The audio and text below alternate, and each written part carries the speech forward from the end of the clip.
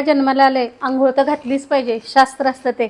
नमस्कार, मी डॉक्टर स्नेहा अंजली. समज की गैरसमज या सत्रामध्ये परत एकदा आपलं स्वागत आहे. खूप जणांना असं वाटतं की बाळ जन्माला आल्यानंतर पहिल्यांदा त्याला आंघोळ घालून आणि स्वच्छ करून मात्र आमच्या ताब्यामध्ये द्यावं. अर्थात हा गैरसमज आहे. बाळ जन्माला आल्याच्या नंतर एक व्हाईटिश क्रीमी स्ट्रक्चर किंवा एक लेअर बाळाच्या शरीरावरती असतो, ज्याला आम्ही वर्निक्स केजिओजा असं म्हणतो. आता या लेअरमुळे बाळाला इन्फेक्शन होत नाही आणि बाळाचं टेम्परेचर मात्र मॉनिटर करायला मदत होत असते.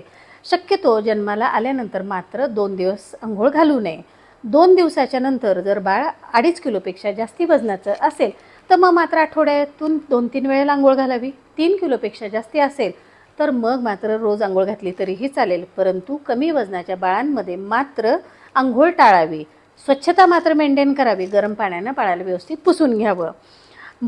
अंघोळ घालत असताना आपल्या भागामध्ये अवेलेबल असणारं तेल, मग खोबरेल तेल, बदाम तेल, तिळाचं असेल किंवा आयुर्वेदिक गोष्टीनं सिद्ध केलेलं तेल असेल, याने मात्र हलक्या हाताने क्लॉकवाईज मोशनमध्ये बाळाला पायापासनं ते बाळाच्या डोक्यापर्यंत मालिश करावी. सुरुवातीला समोरच्या भागाला म्हणजे अगदी पाय, पोट, छाती, सेम आपण पाठीच्या बाजूला सुद्धा मालिश करावी. डोक्यावरती बाळाला झेपेल असं थोडंफार तेल घालावं. कितीही तेल घातलं तरी 18 महिन्यापर्यंत टाळू मात्र भरत नाही.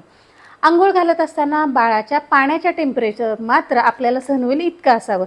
अगदी बादलीभर पाण्यामध्ये बाळाला अंघोळ घालावी. फार गरम नसावं किंवा फार थंडही नसावं.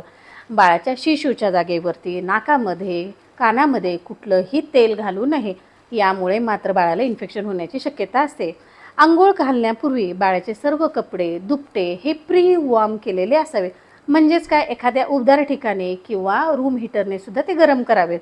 म्हणजे बाळाची अंघोळ झाल्या बाळ मात्र थंड पडत नाही. छोट्या छोट्या गोष्टी आहेत, पण नक्की फॉलो करा. धन्यवाद.